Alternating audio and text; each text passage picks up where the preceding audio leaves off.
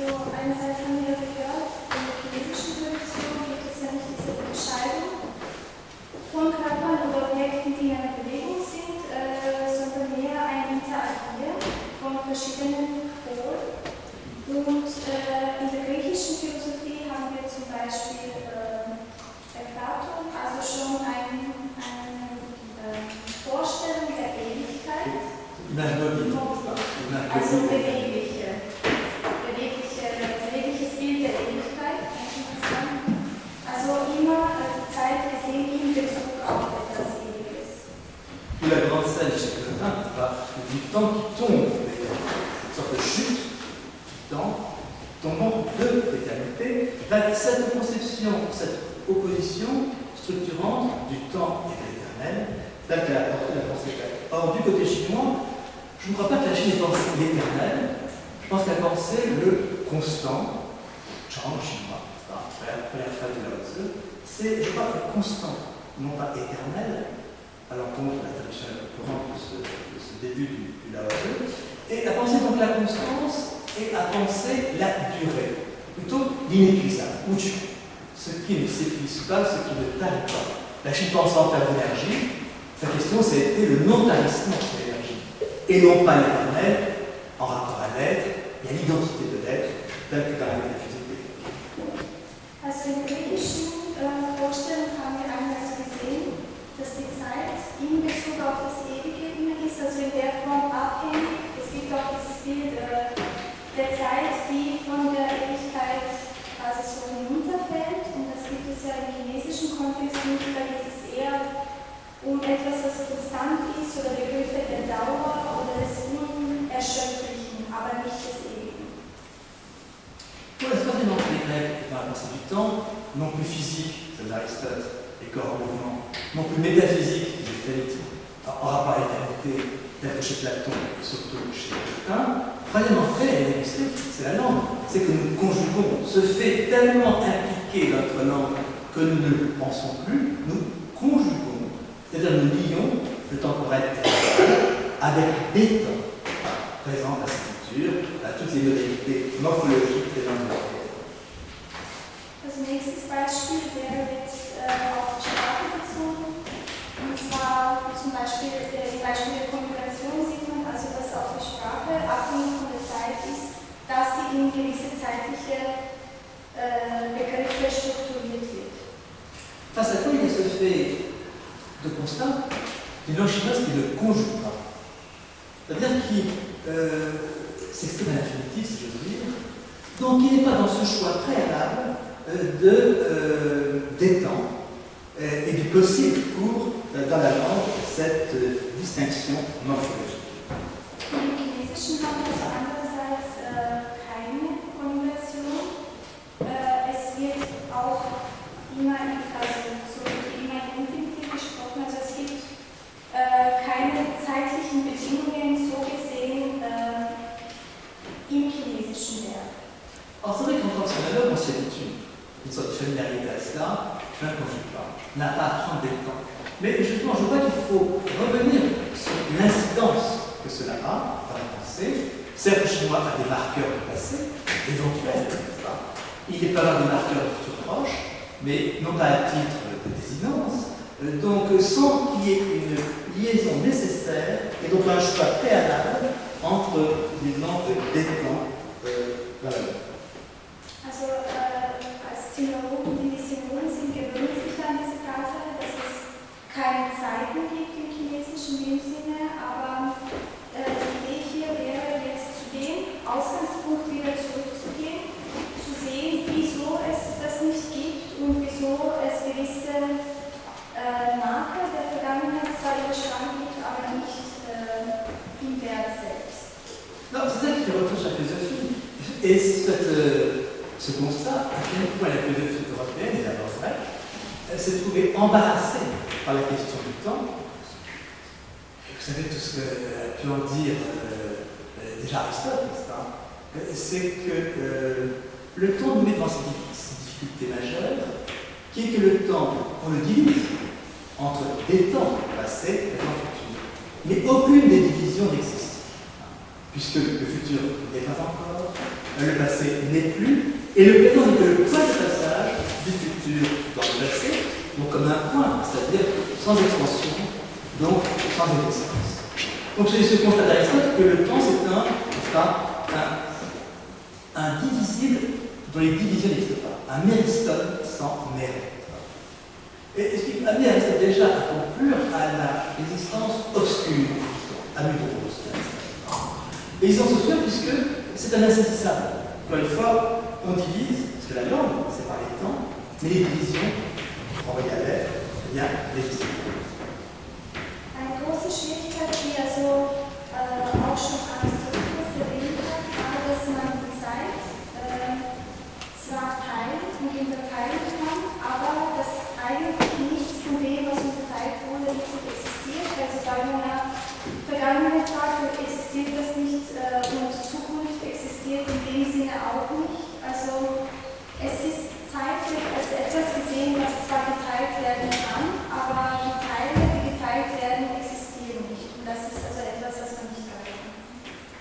Je veux faire pointer dans des difficultés, c'est même pas des questions, c'est des inquiétudes, au sens que j'évoquais de Foucault tout à l'heure, des inquiétudes, et notamment le fait que, on va voir comment dans la pensée européenne, ça c'est le croisement entre Chronos, le temps, et Chronos, le dieu qui mange les enfants, cette liaison donc entre deux figures au départ séparées, mais qui ont conduit à cette pensée dramatique, en tout cas dramatisée en Europe, du temps qui mange la vie, comme le dieu qui mange son enfant Chronos, entre le kappa et le ki de la langue grecque.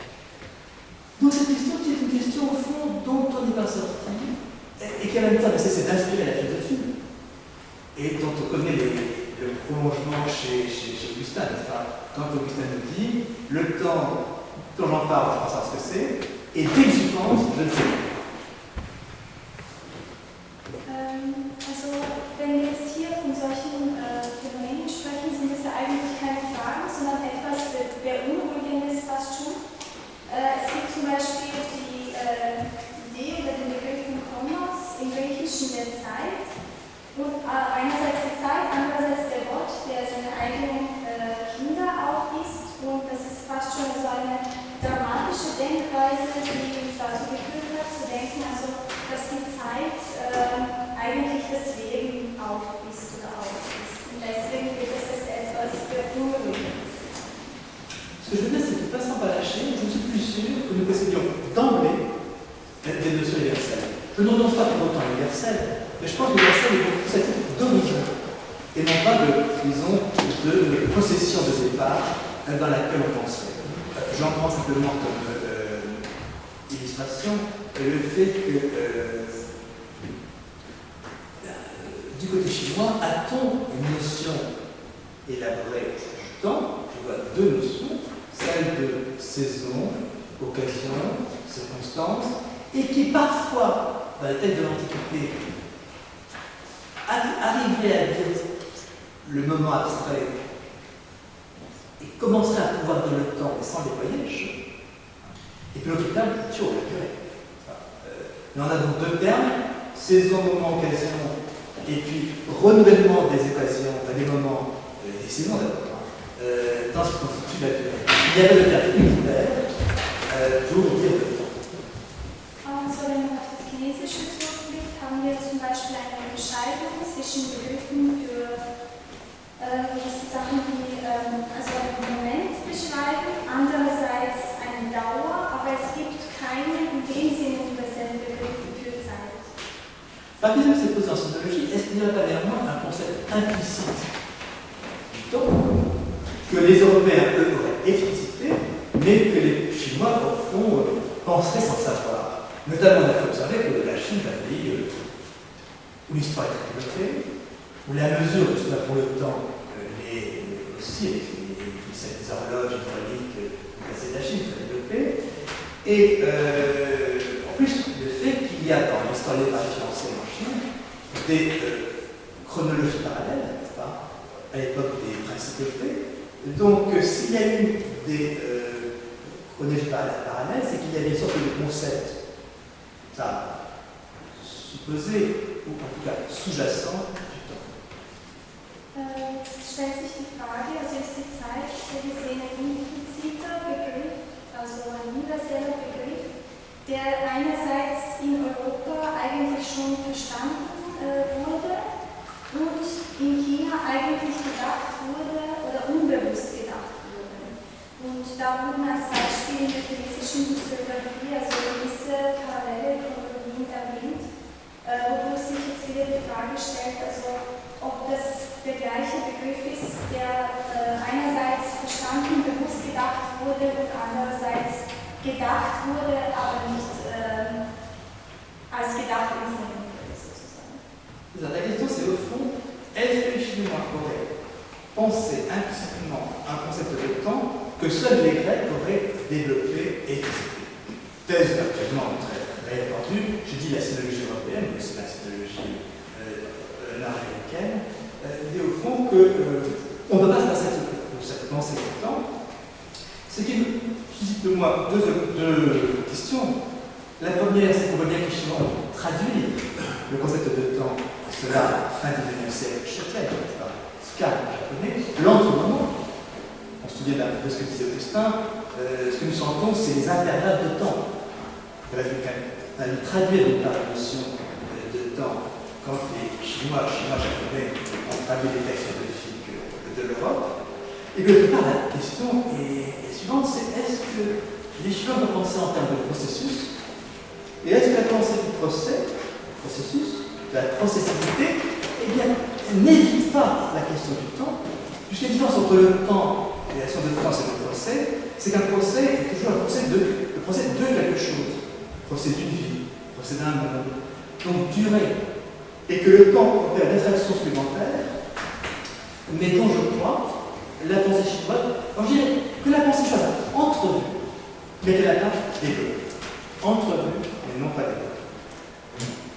Also, wir haben gesehen, der Begriff der Zeit, der im Chinesischen also als implizit gesehen werden kann und den die Griechen ja entwickelt hätten. Die Schwierigkeit, das herauszufinden, findet sich ja auch in den Übersetzungen der traditionellen europäischen Philosophie in chinesische oder japanische Sprache, vor allem was den Begriff der Zeit betrifft. Und da stellt sich jetzt wieder die Frage, also falls es im Chinesischen öfters von gewissen Prozessen, von Dingen gesprochen wird, lässt sich jetzt da der Begriff der Zeit vermeiden. Je pense que la Chine pense en termes de processus, de processibilité, processibilité, capacité de. Et que pensant la processibilité, elle avait besoin de penser en termes de verbe ou en termes de temps. Mais le verbe sur lequel je voulais m'arrêter, c'est ce que je vais prendre en allemand, le verbe entrevoir. Entrevoir parce que je dirais, les penseurs chinois ont entrevu des possibles de la pensée grecque, mais ne les ont pas développés, non pas par incapacité, mais parce que d'autres choix, disons, ont été privilégiés. Entrevoir, on voit donc que, en lisant le Zhuang Zi, en lisant d'autres textes de ce type, on voit comment les penseurs d'Antiquité s'approcheraient d'une pensée du temps, mais ne la déploient pas. Donc ce possible, au fond, ne les intéresse pas. Je dirais de même pour ce qui concerne plus généralement la théorie de la connaissance dans la Chine ancienne, on voit comment des penseurs de Sun Tzu et d'autres s'approchent de cette question d'une théorie de la connaissance, et en même temps s'en détournent. Donc ils entrevoient ce possible, mais ils ne le développent pas. Le rapport entre pensée chinoise et pensée européenne, si on essaie de dresser un vis-à-vis, n'est donc pas un rapport en noir et blanc. L'un n'est pas l'inverse de l'autre. Mais on voit comment, et plus intéressant à mon sens, c'est qu'on voit comment se développent des possibles à penser. Les penseurs chinois entrevoyant des possibles grecs, mais ne les développant pas. Et je dirais de même, on peut relire la Grèce, en voyant les penseurs grecs entrevoir des possibles chinois, mais ne les développent pas. Also so, wenn man da jetzt darüber spricht, über diese Unterscheidung, einerseits, dass vielleicht die chinesischen Philosophen diese Begriffe, wie zum Beispiel die Zeit, wie sie im europäischen Kontext verstanden wurde, ja auf eine gewisse Weise erblickt haben, bemerkt haben, aber sie nicht weiterentwickelt haben. Sieht man zum Beispiel bei Zhuang Zi den Begriff nähert, aber ihn nie weiterentwickelt. Und da stellt sich auch die Frage, dass vielleicht überhaupt nicht von einem großen Interesse für sie war. Also dieses sich nähern und dann sich wieder wegwenden von dem, ohne es weiterzuentwickeln. Comment faisiez entrevoir? Irgendwelche Vorschläge? C'est comme les Also classes, man sieht, manche kommt das mais entrevoir, c'est voir entre. C'est voir entrevoir impossible, c'est l'apercevoir, mais sans ouvrir le champ de la vision et donc le développer. Entrevoir. Also man benutzt entrevoir natürlich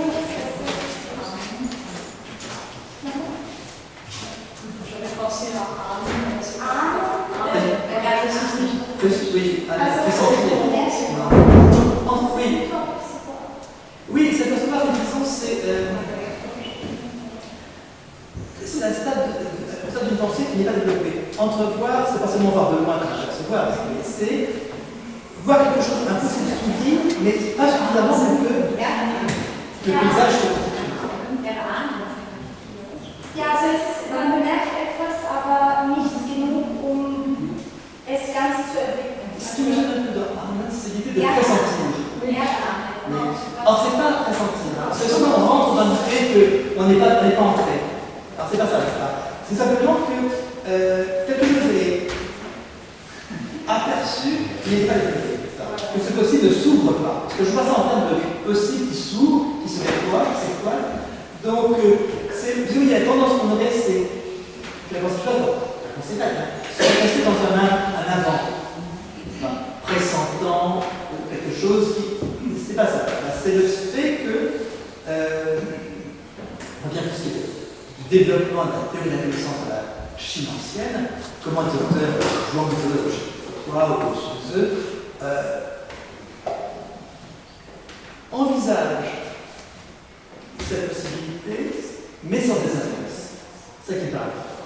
C'est-à-dire que ça ne porte pas. Et donc, privilégie par exemple, par rapport à la perception qui a été si développée dans la pensée de la respiration, où nous faut apparaître comment, je pense au début de Zhuangzi ou dans Sun Tzu, comment la pensée de la connaissance jouerait à l'encontre du vital, donc nuirait à ce qui est essentiel, à savoir le développement de la vitalité, de la longévité, tel que les Chinois l'ont considéré. Also, wir haben es eigentlich schon gehört, dieses Desinteresse an der Hilfe der Zeit. Hier wieder bei Zhuangzi vielleicht auch diese Wendung zur Erkenntnis, die eigentlich das Leben nähert. Also, andere Begriffe, die von viel weiter bedeutet haben. Une question, donc je vous remercie de cette patience, ce n'est pas facile, et j'avais dit merci de votre traduction. Vous donnez encore combien de temps? Encore combien de temps?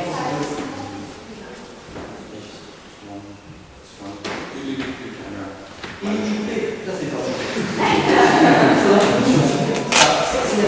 Sinon je vais vous faire je veux plutôt qu'il y ait encore un exemple. Bon, c'est pas un exemple. Donc, nous savons comment, dans ce chantier, il s'agit de faire. J'écris le chapitre d'un livre. Un livre qui s'écrit entre la Chine et l'Europe. Et chacun des livres est comme un point d'un filet problématique que je tends, que je tisse entre Chine et Europe pour capter la pensée.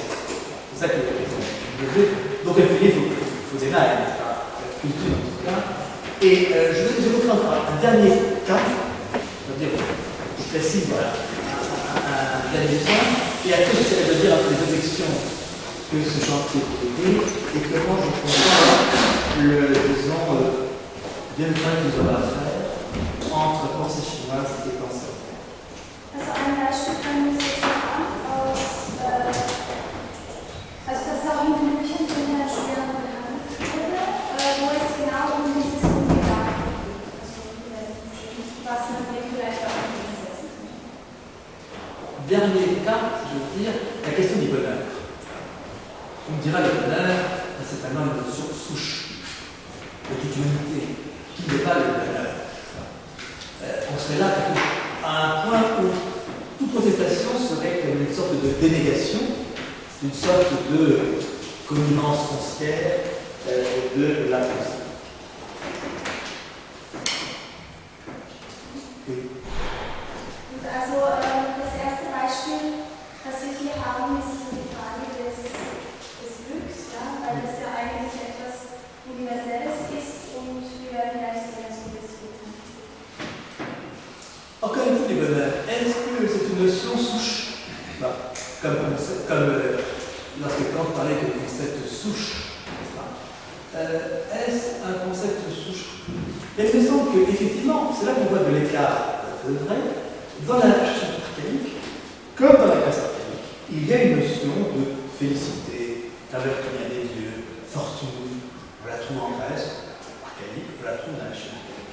Les Grecs appellent eudaimonia, et ce que les Chinois, dans Shooting, appellent le tamisphère, mais qui vont dans le même sens.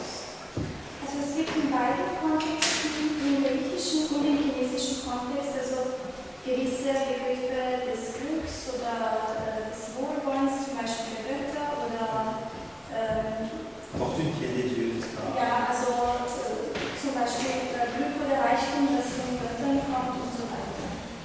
En Chine, c'est ce qu'on souhaite, n'est-ce pas? Beaucoup d'argent, beaucoup d'enfants. Ça, c'est quelque chose qui serait effectivement le lot commun.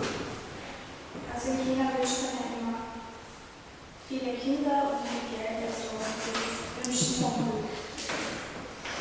Justement, où apparaît l'écart? Et il me semble qu'on voit comment les Grecs, à part de cette pensée, disons, de la pensée grecque, de l'aïmonia, de la félicité, ont élaboré une pensée du bonheur en s'appuyant surtout sur deux piliers. L'un, la pensée de l'âme, avec tout le travail de la pensée grecque pour aboutir à une idée d'une âme comme, disons, autoconsistante, et même d'une conscience, peut-être pas l'immortalité, mais la conscience psychique. Et puis l'autre grand pilier de ce qui était la pensée du bonheur chez les Grecs, c'est celle de finalité, de telos. Et donc, cette idée d'une âme, dont l'activité propre, de contemplation, comme la philosophie Platon, Aristote, la philosophie dominante des Grecs, eh bien, peut avoir cette activité de contemplation comme l'activité heureuse, et qui est la finalité, cette telos, au déploiement de l'une. Also im Griechischen finden wir jetzt, was diesen Glücksbegriff betrifft, eigentlich zwei Säulen, die gebildet haben. Einerseits also den Begriff der Seele, im Hinblick auf das, also weniger als Unsterblichkeit, mehr als Bewusstsein, und den anderen Begriff Finalité, telos, si le Zweck, je sais pas.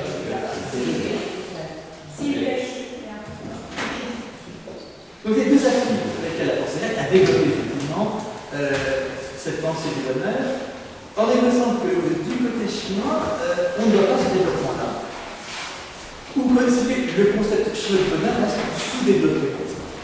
Peut-être était hypertrophié du côté grec, sous-développé du côté chinois. En tout cas, on voit en Chine se développer cette appui par le sens de l'âme, pas de pensée de la vérité, comme étant ce sur quoi se construit la pensée. Und im chinesischen Kontext gibt es da so eine Entwicklung nicht, also wie wir das jetzt im griechischen Kontext gesehen haben. Und man könnte sogar sagen, also dass dieser Begriff praktisch unterentwickelt geblieben ist im chinesischen. Maintenant, ce qu'on voit vis-à-vis du côté chinois, c'est beaucoup plus l'idée de disponibilité. L'idée, celle qui est dans le premier mot du Zhuangzi, Xiaoyou, une sorte de capacité à évoluer sans destination, traduction de grave paraît très juste, without destination. Une sorte de capacité à évoluer sans qu'il y ait de but qui conduise, qui servent de viser ce que posent ces Grecs. Et donc cette capacité, ce que dit très bien le Taoïo dans la pensée, on dit taoïste, dans le corpus du Zhuangzi, qui est cette capacité d'être en phase, d'être en évolution, d'être en animation, sans qu'un but se dessine et serve de viser. Also was sich im chinesischen Kontext mehr findet, ist also die Idee oder der Begriff der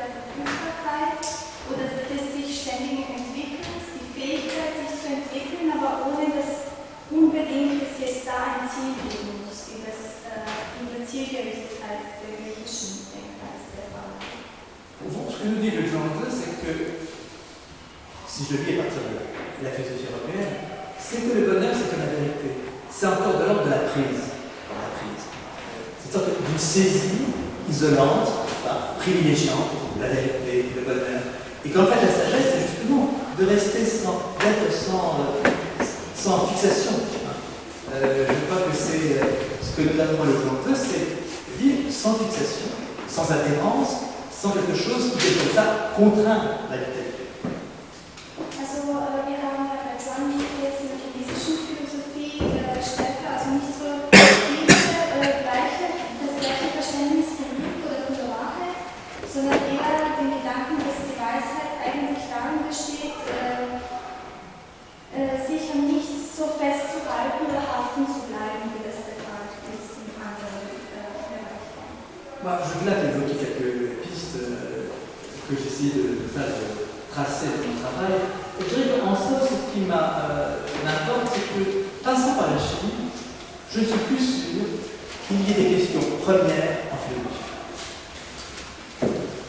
Also eine wichtige Frage, die jetzt aufgeworfen wurde, ist, wenn wir also durch dieses chinesische Denken durchgehen, stellt sich die Frage, gibt es überhaupt diese primären philosophischen Fragen, die im griechischen Kontext so stark behandelt wurden? On a beaucoup dit, en tout cas c'est ce que disent les anthropologues, majoritairement, c'est que les cultures sont des réponses diverses à des questions foncières. Das wäre also in dem Sinne die Theorie, dass ja verschiedene Kulturen eigentlich nur verschiedene Antworten zu gleichen Grundfragen darstellen. Non, je pense que du tout, par la pensée chinoise, on fait apparaître que les questions sont elles-mêmes pliées. Alors là encore, il y a quelque chose qui s'est traduit, l'écart entre voir le pli, plié à la langue. Il n'y a pas de question première, mais que les questions n'émergent que déjà pliées dans une certaine organisation de pensée que la langue apporte. Ja, und aus die Meinung von Herrn Julien ist eher, dass es in dem Sinne keine primären oder ersten Fragen gibt, sondern dass die Fragen an sich eigentlich schon in so gewissen verschiedenen Stilen vorkommen. Also eigentlich Falten. Alors je dis pas qu'il n'y a pas, je ne suis plus sûr. Enfin, je ne suis plus sûr qu'il y ait des questions premières en philosophie. Si je prends par exemple ce que j'aurais cru être premier, enfin des questions premières en tout cas, parce que Kant exprime comme question première de la philosophie ce grand triangle, n'est-ce pas, que puis-je connaître, que dois-je faire, quel je dois espérer, à ce grand triangle qui saisirait les questions comme ça initiales à la pensée. Et là, si je me retourne à la Chine, je suis plus sûr que ce triangle-là soit encore significatif.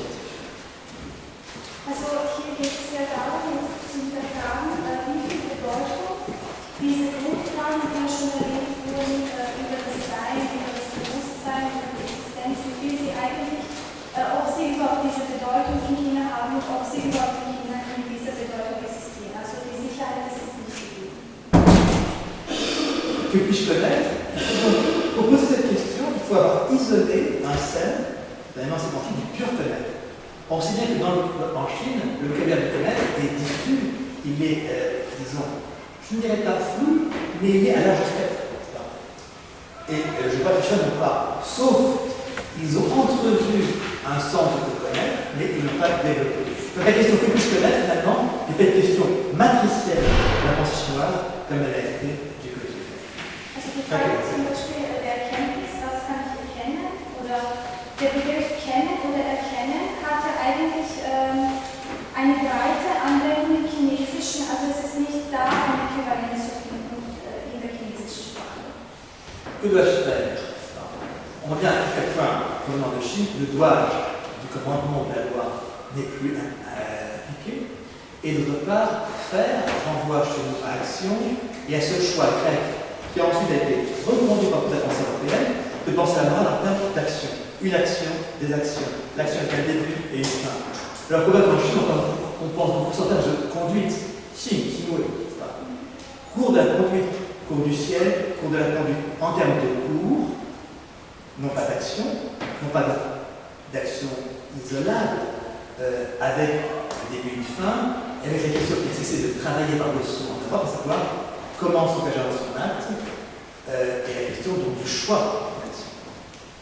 Also bei der Frage, was muss ich tun, das Verb tun zum Beispiel haben wir einmal also im Kontext, dass es also eine isolierte Aktion, also eine isolierte Tätigkeit gibt mit einem Anfang und einem Ende in der westlichen Philosophie, wobei das also im chinesischen Kontext mehr ein Prozess oder ein Verlaufen von Tätigkeiten verstanden wird, wo eben gewisse Tätigkeiten also nicht isoliert werden. Je ne commande pas davantage quel je dois espérer, on entend si clairement le sens kantien et non pas, disons, non envisagé en Chine, avoir le droit d'espérer toute la vision eschatologique, si importante dans la tradition chrétienne, et qui n'a pas été conçue de la même façon, même pas envisagée ainsi du côté chinois. La question pour moi est suivante, c'est est-ce que il y a des questions en philosophie, est-ce qu'il y a des leçons dont nous soyons sûrs au départ qu'elles soient universelles? Je dirais que passant par la Chine, si je relis la table des catégories anciennes, j'aurais cru, parce que c'est ce qui a été dit, et répété dans l'histoire de la philosophie européenne, que les catégories sont bien des concepts de touche, de tout entendement. Mais passant par la Chine, je m'interroge sur le concept de substance. Est-ce que substance ou inhérence, comme dit Kant, est-ce que c'est un concept universel? Eh bien, si je réfléchis à la façon dont les Chinois disent chose, donc est-ouest, eh bien, si pour dire chose je dis une relation, si pour dire chose je dis une polarité, si pour dire chose je dis donc est-ouest, cette chose, est-ouest, n'est-ce pas, ou celle-ci, eh bien, on voit bien que ça défait de la pensée de la substance et du fond ontologique qui la portait du côté de Also wenn man wieder zurück zu dieser Frage kommt, ob es diese ersten primären Fragen in der Philosophie gibt, oder die Frage nach Kategorien zum Beispiel im alten China stellt, kommt man zu dem Begriff der Substanz, oder wenn man zum Beispiel den Begriff einer Sache gibt, also Kunst, Chinesische, ja eigentlich heißt es ja Osten und Westen. Also es gibt da wieder eine gewisse Polarität, eine Beziehung und eben keine fixe Kategorie in diesem Sinne. Stellt sich wieder die Frage nach der universellen Konzepten, ob es in dieser Form gibt oder nicht. Je pourrais dire comme ça toute la table des catégories anciennes, notamment l'opposition entre existence et inexistence. Je ne pense pas que yo et ou signifient ça en chinois, ou d'autres notions, la mise en valeur de cette causalité, qu'on trouve bien dans la pensée chinoise, notamment côté égoïste, mais qui n'a pas du tout été cette notion matricielle qu'elle a été du côté grec, comme étant liée au passé. Also gewisse Kategorien, wie zum Beispiel Existenz, also die wir eigentlich schon erwähnt haben, auch selbst wenn sie im chinesischen Kontext vorgekommen sind, waren sie ja nicht grundlegend für die Philosophie, wie das jetzt im westlichen Kontext zum Beispiel der Fall war. Donc, passons par la chose, elle ayant déjà le vocabulaire européen, je prends un autre exemple en dehors de la philosophie, la notion de paysage. Je vois qu'il y a vraiment une proposition européenne, pays, paysage, langue, landschaft, landscape, même chose dans les langues qui sont italiennes, espagnoles. Le paysage, c'est donc un fragment de pays à partir d'une perception, donc d'un sujet percevant qui découpe un horizon dans le pays et qui en produit un paysage, dans ce langue perceptif, un sujet. Wenn man jetzt zum Beispiel also diese Kategorien wieder heranzieht, um das europäische Vokabular sich wieder anzusehen in diesem neuen Licht, wenn man zum Beispiel den Begriff der Landschaft nimmt, so heißt es ja auch, dass man nur ein gewisses Fragment aus dem Horizont, den man als betrachtet hat, also annimmt. Und in dem Sinne ist es ja auch also ein isolierter Ressource. Puisque suppose donc un sujet percevant, et là je viens d'un élément d'une proposition européenne, parce que toutes les langues européennes, disons, conçoivent ainsi ce que nous appelons en commun par paysage.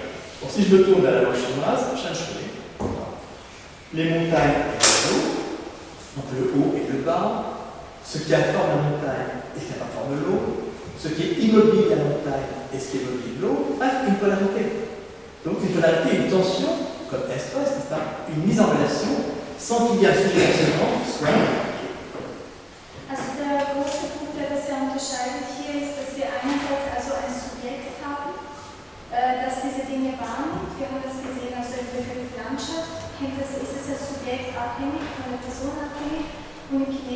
wenn wir den Begriff wieder nehmen, Shanshu, Berge und Wasser, ja, dann haben wir einerseits also etwas Unbewegliches, andererseits etwas Bewegliches, ein Oben und ein Unten, also wieder zwei verschiedene Pole, zwei verschiedene Enden, die zusammengehören. Ouais, c'est le dérangement de la pensée européenne par la pensée chinoise.